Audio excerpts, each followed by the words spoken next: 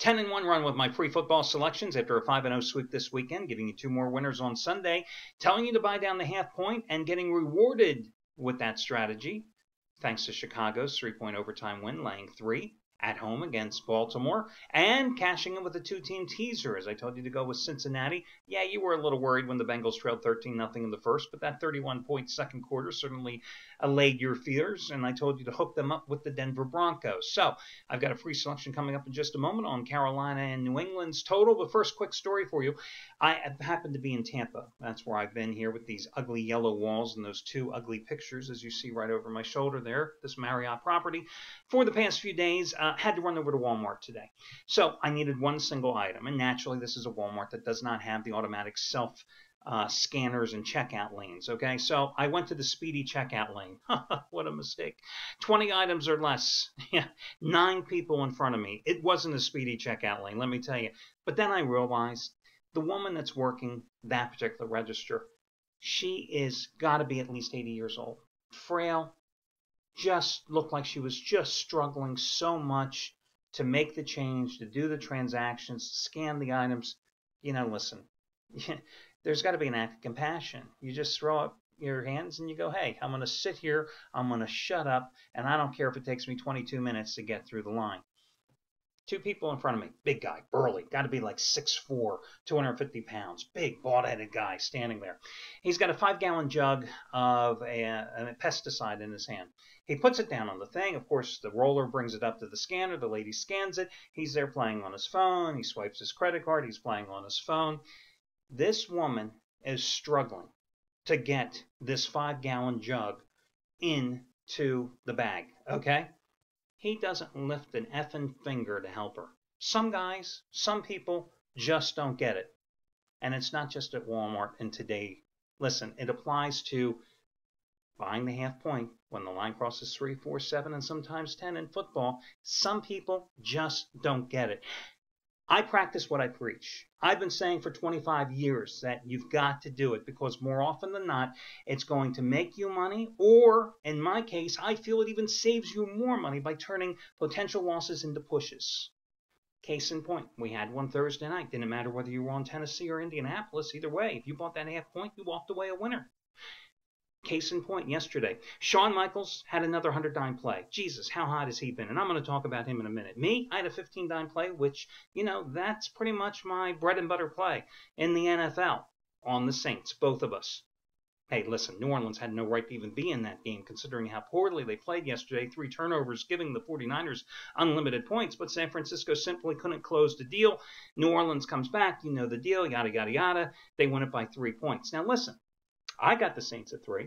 Sean got the Saints at 3. I think 99.9% of you got the Saints at 3. However, I'm the guy that grades the games here at the site. And consequently, since I can't be 100% sure that 100% of you got the game at 3, I tell everybody you got to take the push. But the fact is, I won, Sean won, you probably won, because you were wise enough to buy down the half point on New Orleans. Or, if you happen to be in the 49ers, you were wise enough to buy up the half point on the Niners. It's a sound financial strategy. And as I've told you many times, guys, if you're betting 17 games on a Sunday, it's not going to work for you because the VIG's going to kill you. But if you're isolating that one game, it's well worth your while to pay the extra 20 cents, 25 cents, 30 cents, because more often than not, it's going to factor into the decision on whether you win, lose, or push. It's a money-making difference strategy, and it's one that's been wildly successful for me over the years. But I understand, again, just like the big burly guy at Walmart, some people just don't get it, refuse to acknowledge it, just have their head up there. Oh, I can't say that, can I? But you get the drift, and that's the bottom line. So, oh, by the way, regarding that game, is it painfully clear that San Francisco has absolutely no deep vertical passing game? I mean, did Colin Kaepernick even attempt to pass of over 9 yards yesterday? I mean, and it's more than just Michael Crabtree being out. I mean, listen, this is a 49ers team that everybody thought was going to be headed back to the Super Bowl. But right now, do you see any other possible Super Bowl contenders than Seattle in the NFC and the Broncos in the AFC? I mean, listen, didn't the Broncos prove that Kansas City is pretty much a fraud last night? I mean, listen, it's nice that the Chiefs got off to the great undefeated start, but I mean, this isn't a great team. Of course, you had Andy Reid. All you Philadelphia fans, which, believe me, growing up in the Philadelphia area, I was an Eagles fan, still an Eagles fan, had to hear Andy Reid for, 14 seasons say, it's my responsibility to get these guys to play better. It's on me. It's on me. Every goddamn press conference after every single loss. It's my responsibility. The coaches have to do a better job. It's not the players' fault. Same thing yesterday. Alex Smith couldn't go deep. Doesn't throw a good deep ball anyway. Throws a better one than Colin Kaepernick, however. That's for damn sure. And listen, again, does anybody think that it's going to be anything more than the Broncos and Seahawks? But I digress. Let's get busy here and talk about some of the hot handicappers. First of all, again, we got to talk about Shawn Michaels. Listen, he took the game as a push, as I did yesterday in terms of the Saints.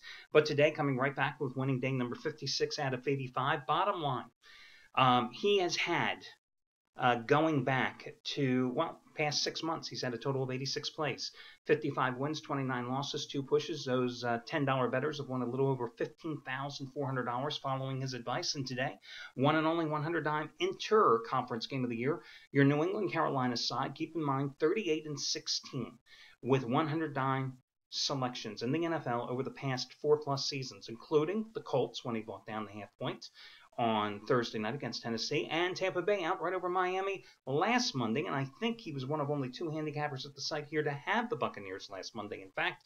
And of course, he just hit 100-dimers in college football with Auburn on Saturday and UCLA on Friday night. But you talk about the daily double in terms of luck, okay? Miracle finish to win a 100-dimer on Auburn. Amazing finish yesterday to personally win and push here at the site with the 100-dimer on the New Orleans Saints. When the stars are aligned, guys, you never look up at the sky twice. You just accept it for fact. And that's the bottom line with Shawn Michaels. Bottom line, I told you everything I need to do him. Hey, listen, guys, you want to save money? Buy Shawn's play, anybody's play here at the site. Use this coupon code November23, November23. That'll save you $23 off a single purchase. Quick props going out to Scott Delaney. He had his biggest NFL release of the season, first 100-dime play. It was his blowout of the year, and a blowout it was. Seattle 41-20 over Minnesota. He has now won 10 of the last 11 days, making $10 bettors, a little over $3,800 in that stretch. Let's see, who else had a good day yesterday? Oh, Brett Atkins, now 3-0 with 100-dime NFL total selections this season. Hitting part number 3 yesterday, Vikings and Seahawks over the total by $16, and you got that winner for just $14. Let's talk about a guy that has a total tonight that's highly rated, Jeff Benton. Winning day number 5 in a row. $10 bettors up a little over $6,200 since August. Of course, Saturday hit his biggest college football release ever, 150-dime winner number 2 in a row with SMU over Connecticut by 17. Yesterday, cashed in with the 75-dime winner on the Tampa Bay Buccaneers. Also at a 75-dime winner with the Colts on Thursday night. Today, 75-dime winner number 21 out of 28. It's his interconference total of the year. Patriots, Panthers, over, under. And guys, you can save $75 on the purchase of that play simply by using coupon code JEFF75. JEFF75. $5 play of the day today. Matt Rivers, his first 400,000 star release of the NBA season, his cheap chalk crusher. I dare you to say that 3 times quickly, guys. You can get that for $5, as it's 400,000 star winner number 18 out of 30 overall in all sports combined. And that coupon code is MATT5, MATT5, M-A-T-T, and the number 5. Let's talk about this particular game tonight and the total in this one. I mean, it's sitting right around 47. You know, we know what the Patriots are going to do. Right? They got Gronkowski back.